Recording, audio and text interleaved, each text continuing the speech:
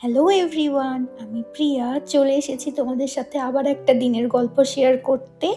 আমাদের গ্যাস ওভেনটা এখনো পর্যন্ত ডেলিভার হয়নি, সেই জন্য সমস্ত খাবার এখনো পর্যন্ত বাইরের থেকেই কিনে খেতে হচ্ছে। ব্রেকফাস্টে অর্ডার করেছিলাম চা, 2 রকমের চা ছিল, আর আমার বর চিজ ম্যাগি অর্ডার করেছিল, আর আমি ব্রেড পকোড়া অর্ডার করেছিলাম।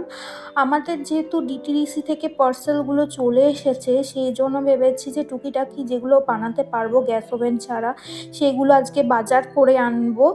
আর সমস্ত কিছু জিনিস আমরা আনপ্যাক তো করে ফেলেছি, কিন্তু এখনো পর্যন্ত গোছানো সমস্ত কিছুই বাকি। তাই ব্রেকফাস্ট করে সোজা চলে গেছিলাম কিচেনে মোটামুটি সমস্ত কিছুই গুছিয়েছি, একদম প্রপারভাবে গোছানো এখনো বাকি। আর যেগুলো আমার মাজার সেগুলো আমি মেজে ধুয়ে ভালো করে জল শুকাতে দিয়েছি। লাঞ্চে অর্ডার করেছিলাম পিৎজা, এটা একটা ক্লাউড কিচেন থেকে অর্ডার করেছিলাম।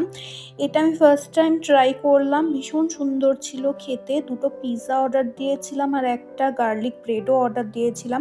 দুপুরবেলায় মুভি দেখছিলাম দুজন মিলে, তারপর একটু বিকেল হতেই বেরিয়ে পড়েছিলাম গ্রসারি শপিংয়ে। এই শপিং মার্টটার থেকে অনেক কিছুই গ্রসারি শপিং করে বাড়ি এসেছিলাম। তারপর সন্ধেবেলায় একটু বেরিয়েছিলাম কিছু সবজি বাজার কিনবো বলে।